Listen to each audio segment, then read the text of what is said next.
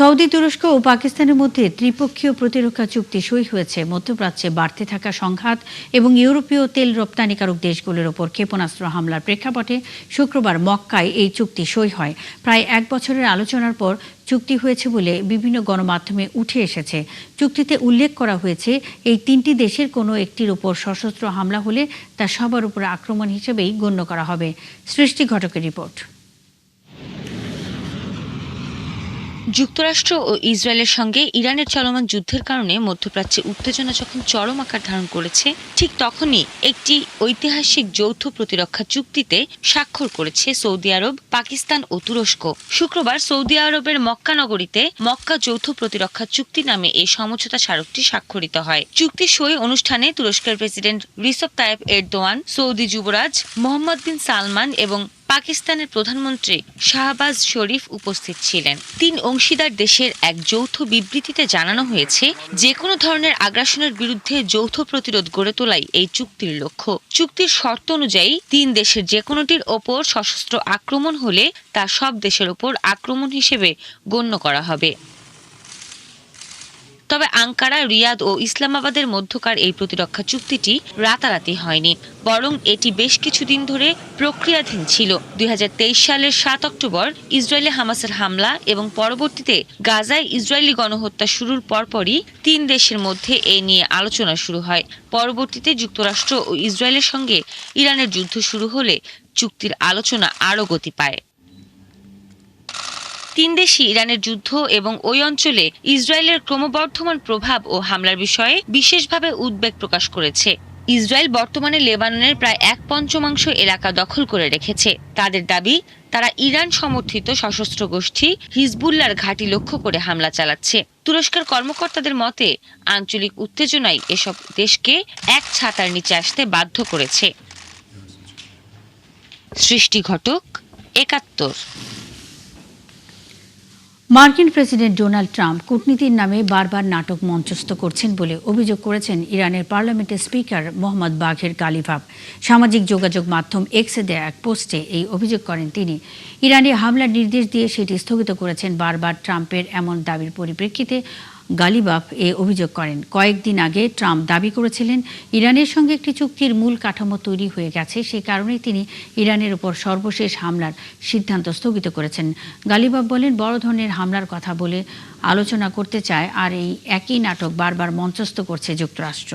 ইরানের প্রয়াত নেতা আলী খামেনির মৃত্যুর পর বর্তমান সর্বোচ্চ নেতা মোস্তফা খামেনি এখন পর্যন্ত মন্ত্রিসভার কোনো সদস্যের সঙ্গে সাক্ষাৎ করেননি, এমন দাবি করেছে বিরোধীপন্থী সংবাদ মাধ্যম ইরান ওয়ার। স্থানীয় সময় শুক্রবার প্রেসিডেন্ট মাসুদ পেজিশকিয়ানের প্রশাসনের ঘনিষ্ঠ দুজনের বরাত দিয়ে তথ্য জানানো হয়। দেশটির সর্বোচ্চ মহলে মোস্তফা খামেনির শারীরিক অবস্থা নিয়ে ব্যাপক গুঞ্জন চলছে। সূত্রগুলোর দাবি, তিনি অত্যন্ত সংকটাপন্ন অবস্থায় রয়েছেন এবং যে কোনো সময় তিনি মৃত্যুবরণ করতে পারেন। একই সঙ্গে সূত্রগুলোর একটির ভাষ্যমতে শিগগিরই তার মৃত্যুর খবর শুনলে কেউ বিস্মিত হবেন না। এদিকে সর্বোচ্চ নেতা হওয়ার পর মোস্তফা খামেনি জনসম্মুখে আসেননি এবং তার কোনো বক্তব্য সম্প্রচার করা হয়নি। রাষ্ট্রীয় গণমাধ্যমে কেবল তার নামে লিখিত বিবৃতি প্রকাশ করা হয়েছে। পশ্চিম তীরের কালান্দিয়া শরণার্থী শিবির ইসরায়েলি সামরিক অভিযানে অন্তত 51 জন ফিলিস্তিনি আহত হয়েছেন। কাতার ভিত্তিক সংবাদ মাধ্যম আল জাজিরা এই তথ্য নিশ্চিত করেছে। পশ্চিম তীরের কালান্দিয়া চেক পয়েন্টের কাছে বেশ কিছু দোকানপাট গুঁড়িয়ে দেয় ইসরায়েলি বাহিনী। এরপর পার্শ্ববর্তী শহর কাফর আকাবে কারফিউ জারি করে। সেই সাথে এলাকাটিকে জেরুজালেমের সাথে সংযোগকারী সড়কগুলো বন্ধ করে দেওয়া হয়। এদিকে ফিলিস্তিন রেড ক্রিসেন্ট সোসাইটি জানিয়েছে, ইসরায়েলি সেনাদের ভয়াবহ মারধরের শিকার 35 জনকে হাসপাতালে ভর্তি করা হয়েছে।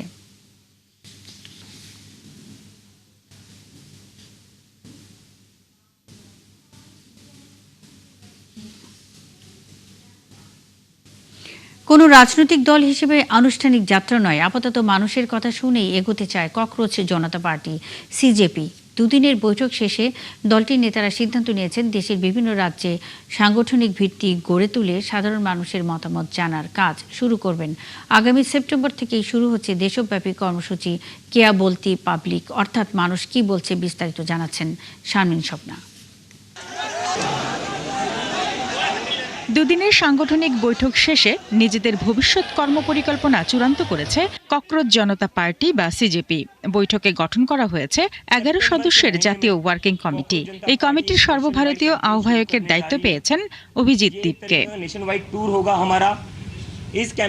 বৈঠক শেষে দলের শীর্ষ নেতারা জানান, এই মুহূর্তে রাজনৈতিক দল হিসেবে আত্মপ্রকাশের কোনো পরিকল্পনা নেই, বরং দেশের বিভিন্ন রাজ্যে সংগঠন গড়ে তুলে মানুষের সঙ্গে সরাসরি সংযোগ স্থাপন করাই এখন তাদের প্রধান লক্ষ্য।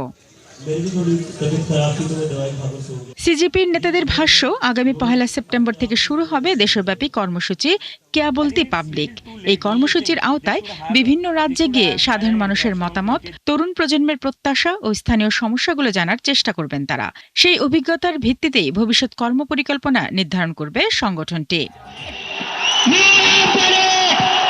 রাজনৈতিক দল গঠনের সিদ্ধান্ত আপাতত স্থগিত রাখার কারণও ব্যাখ্যা করেছেন সিজেপির প্রধান অভিজিৎ দীপকে। তিনি বলেন, বর্তমানে একটি প্রেসার গ্রুপ হিসেবেই কাজ করতে চান তারা। তিনি জানান, শিক্ষামন্ত্রী ধর্মেন্দ্র প্রধান তাদের আন্দোলনের ফলেই পদত্যাগ করেছেন। পাশাপাশি মানুষের মধ্যে ভয়ের পরিবেশ অনেকটাই কমেছে এবং সরকারও বিভিন্ন বিষয়ে জনগণের কথা শুনতে বাধ্য হচ্ছে। এদিকে সিজেপির কার্যক্রমকে গুরুত্বের সঙ্গেই দেখছে বিজেপি ও কেন্দ্রীয় সরকার। প্রধানমন্ত্রী নরেন্দ্র মোদী নিয়মিত সামাজিক যোগাযোগ মাধ্যমে, বিশেষ করে ইনস্টাগ্রামে বিভিন্ন বিষয় তুলে ধরছেন। তরুণ প্রজন্মের সঙ্গে সংযোগ বাড়াতে দলীয়ভাবেও নেওয়া হচ্ছে নানা উদ্যোগ। একই সঙ্গে অবস্থান বদলের ইঙ্গিত মিলছে রাষ্ট্রীয় স্বয়ংসেবক সংঘ RSS এর বক্তব্যেও। বিজেপির একটি অংশ যেখানে জেনজিকে আন্দোলনের কারণে দেশবিরোধী হিসেবে আখ্যা দিচ্ছে, সেখানে RSS প্রধান মোহন ভাগবত বলেছেন, কেউ প্রতিবাদ করছেন মানে তিনি দেশদ্রোহী নন, বরং তরুণদের উদ্বেগ ও দাবিগুলো গুরুত্ব দিয়ে তার সমাধানের চেষ্টা করা প্রয়োজন। শারমিন স্বপ্না, ৭১। শ্রীলঙ্কার রাজধানী কলম্বোর কারাগার সহ 3টি কারাগারে সেনা মোতায়েন করা হয়েছে। সাম্প্রতিক সময়ে একাধিক কারাগারে দাঙ্গা ও পালানোর চেষ্টার ঘটনায় পরিস্থিতি নিয়ন্ত্রণে আনতেই এই পদক্ষেপ নেওয়া হয়েছে বলে জানিয়েছেন দেশটির জননিরাপত্তা মন্ত্রী আনন্দা উইজেপালা। মন্ত্রী জানান, বৃহস্পতিবার রাতে কলম্বোর ওয়েলিকাদা সর্বোচ্চ নিরাপত্তার কারাগার থেকে প্রায় 40 জন বন্দী পালানোর চেষ্টা করলে কারারক্ষীরা তা প্রতিহত করেন। এ সময় একজন বন্দী নিহত এবং আরও 10 জন আহত হন। গত কয়েক সপ্তাহ ধরে শ্রীলঙ্কার বিভিন্ন কারাগারে অস্থিরতা বেড়েছে। গত মাস থেকে রাজধানীর বাইরে 2টি পৃথক কারাগারে সংঘটিত দাঙ্গায় 10 জন কারারক্ষী এবং 23 জন বন্দী নিহত হয়েছেন। কর্তৃপক্ষের মতে, কারাগারগুলোতে তীব্র ধারণ ক্ষমতার সংকটই এই অস্থিরতার অন্যতম প্রধান কারণ। বর্তমানে দেশটির কারাগারগুলোতে নির্ধারিত ধারণ ক্ষমতার প্রায় 4 গুণ বন্দী রাখা হয়েছে। থাইল্যান্ডের স্কুলে শিক্ষার্থীর বন্দুক হামলায় নিহত বেড়ে 8 জন হয়েছে, আহত হয়েছেন 30 জনের বেশি। এই ঘটনার পর দেশটিতে অস্ত্র নিয়ন্ত্রণ আইন আরও কঠোর করার ঘোষণা দিয়েছেন প্রধানমন্ত্রী আনুতিন চার্নিভিরাকুল। কোনো বেসামরিক ব্যক্তির কাছে অবৈধভাবে অস্ত্র পাওয়া গেলে তাকে গ্রেপ্তার করা হবে বলেও ঘোষণা দেন তিনি। এর আগে পুলিশ জানায়, 14 বছরের ওই কিশোর প্রথমে বাড়িতে দাদা দাদিকে গুলি করে হত্যা করে, পরে স্কুলে বন্দুক হামলা চালায়। আরও জানাচ্ছেন দেওয়ান মুবিশেরা হোসেন। ব্যাংককের স্কুলে বন্দুক হামলার ঘটনায় থাইল্যান্ড জুড়ে নেমে এসেছে শোকের ছায়া। এখনো আতঙ্ক কাটেনি স্কুলের বাচ্চাদের মাঝে। ক্লাস চলাকালীন আমরা গুলির আওয়াজ শুনতে পাই। আমি আর আমার বন্ধুরা মিলে একটি রুমে ঢুকে ব্যারিকেড দিয়ে দরজা আটকে দেই। বুঝতে পারছিলাম না কি করব, ভাবলে এখনো গা শিউরে উঠছে। শুক্রবার ভোরে নিজের দাদা দাদিকে গুলি করে হত্যা করে 14 বছরের এক কিশোর। পুলিশ জানায়, এরপর দাদার লাইসেন্স করা বন্দুক ও গুলি নিয়ে স্কুলে যায় সে।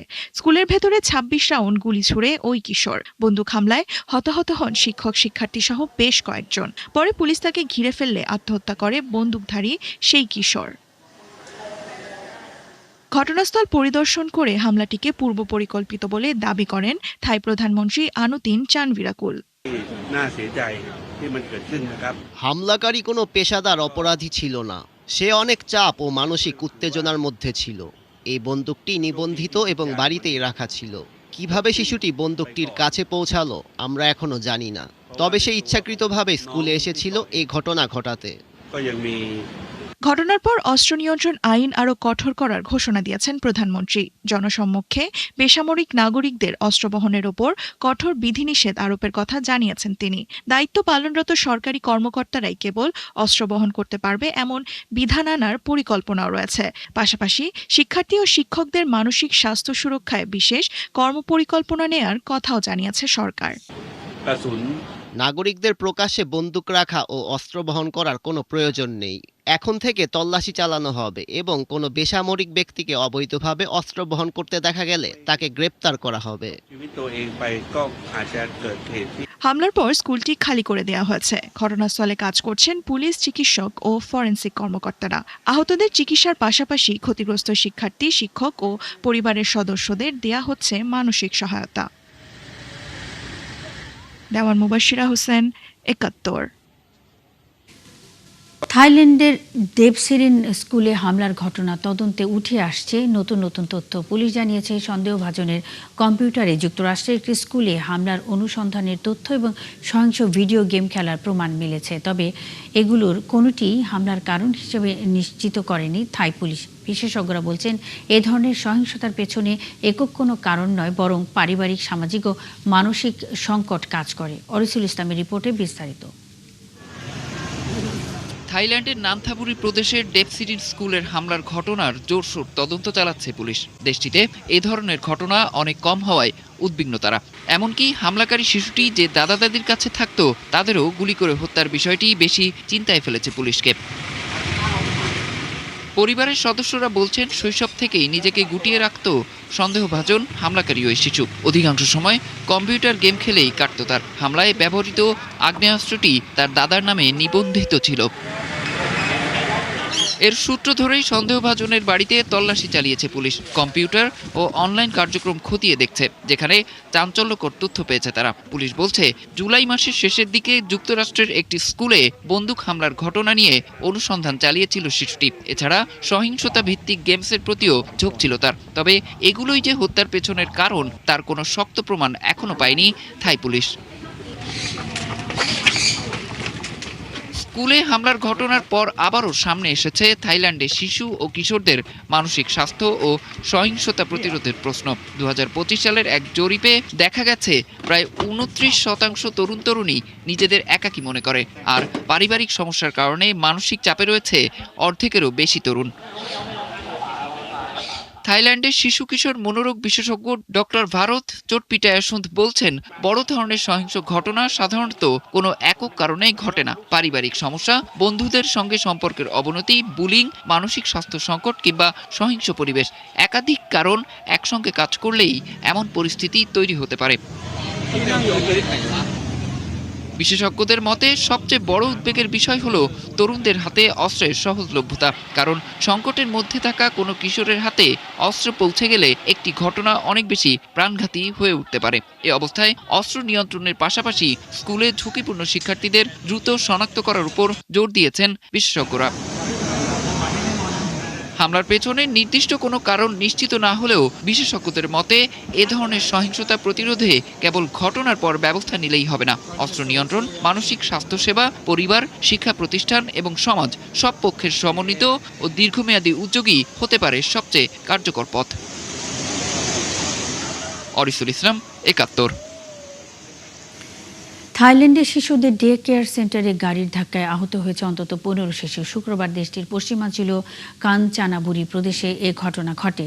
স্থানীয় সংবাদ মাধ্যমের তথ্য অনুযায়ী দুপুরের দিকে বান নং সংটন চাইল্ড ডেভেলপমেন্ট সেন্টারে শিশুরা যখন ঘুমাচ্ছিল তখন একটি গাড়ি নিয়ন্ত্রণ হারিয়ে সেন্টারের ভেতরে ঢুকে পড়ে। ঘটনাস্থলে প্রাথমিক চিকিৎসা দেওয়ার পর তাদের স্থানীয় একটি হাসপাতালে নেওয়া হয়। গাড়িতে ২ জন ছিলেন বলে জানিয়েছে পুলিশ। প্রাথমিক তদন্তে ধারণা করা হচ্ছে ৫৪ বছর বয়সী চালকের হৃদযন্ত্রের সমস্যা থাকায় তিনি জ্ঞান হারিয়ে ফেলেন। এরপরই গাড়িটি নিয়ন্ত্রণ হারিয়ে সেন্টারে ঢুকে পড়ে। গ্রিসের উপকূল থেকে 2 শতাধিক অভিবাসন প্রত্যাশীকে উদ্ধার করা হয়েছে। গ্রিসের ক্রিট দ্বীপ থেকে এই অভিবাসন প্রত্যাশীদের উদ্ধার করা হয়, যাদের বেশিরভাগই বাংলাদেশ ও সুদানের নাগরিক। এছাড়া কয়েকজন মিশরীয় আছে। সংশ্লিষ্ট কর্তৃপক্ষ জানিয়েছে বৃহস্পতিবার প্রায় 40 জনকে উদ্ধার করা হয়। আর সব মিলিয়ে গত 48 ঘন্টায় 2 শতাধিক অভিবাসন প্রত্যাশীদের উদ্ধার করা হয়েছে। তারা লিবিয়ার উপকূল থেকে ঝুঁকিপূর্ণ সমুদ্রপথ পাড়ি দিয়ে গ্রিসে পৌঁছায় বলে জানায় গ্রিসের সংবাদ মাধ্যম ডিমোক্রেটিয়া।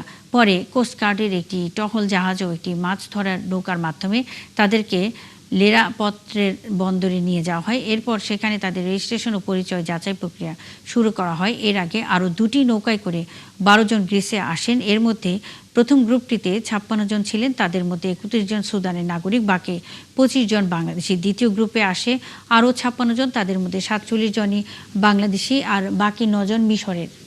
তীব্র গরম আর রোদের শহর দুবাই, যেখানে গ্রীষ্মের বাইরে বের হওয়াই কঠিন হয়ে পড়ে, সেই দুবাইয়েই একটি রাস্তায় সারা বছর ঝরে বৃষ্টি। তবে সেটি প্রকৃতির নয়, প্রযুক্তির সৃষ্টি। কৃত্রিম বৃষ্টির সঙ্গে আরামদায়ক আবহাওয়া আর ইউরোপীয় পরিবেশের স্বাদ দিতে তৈরি করা হয়েছে বিশেষ একটি সড়ক, নাম রেনিং স্ট্রিট। বিস্তারিত অরিসুল ইসলামের রিপোর্টে। স্বচ্ছ ছাতার নিচে নেচে গেয়ে বৃষ্টি উপভোগ করছেন দর্শনার্থীরা, সঙ্গে রয়েছে সঙ্গীত পরিবেশনা।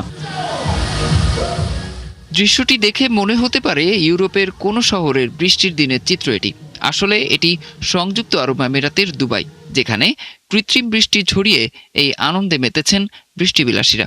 অথচ এই সময় বাইরে তখন তাপমাত্রা ছিল প্রায় 47 ডিগ্রি সেলসিয়াস।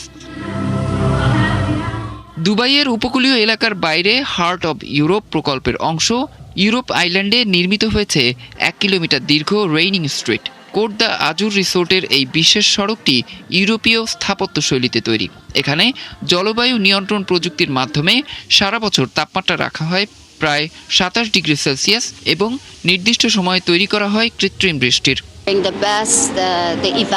রেইনিং স্ট্রিটে তাপমাত্রা 27 ডিগ্রি সেলসিয়াস রাখা হয়, যেখানে দুবাইয়ের বাইরের তাপমাত্রা প্রায় 47 ডিগ্রি। আমাদের লক্ষ্য সারা বছর মানুষকে খোলা আকাশের নিচে আরামদায়ক পরিবেশে সময় কাটানোর সুযোগ করে দেয়া। জার্মান প্রকৌশলীদের তৈরি বিশেষ ক্লাইমেট কন্ট্রোল প্রযুক্তির মাধ্যমে পরিচালিত হয় এই কৃত্রিম বৃষ্টির। আর্দ্রতা, বাতাসের তাপমাত্রা এবং বৃষ্টির মাত্রা নিয়ন্ত্রণ করে এমন পরিবেশ তৈরি করা হয় যাতে দর্শনার্থীরা বৃষ্টির অনুভূতি পান। দুবাইয়ে বৃষ্টি খুবই বিরল, তাই যখন এখানে বৃষ্টি দেখি তখন খুব ভালো লাগে।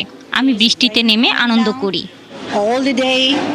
জলবায়ু পরিবর্তনের প্রভাব ও ক্রমবর্ধমান তাপমাত্রার মধ্যেও পর্যটনকে আকর্ষণীয় রাখতে নতুন নতুন প্রযুক্তি নির্ভর উদ্যোগ নিচ্ছে দুবাই।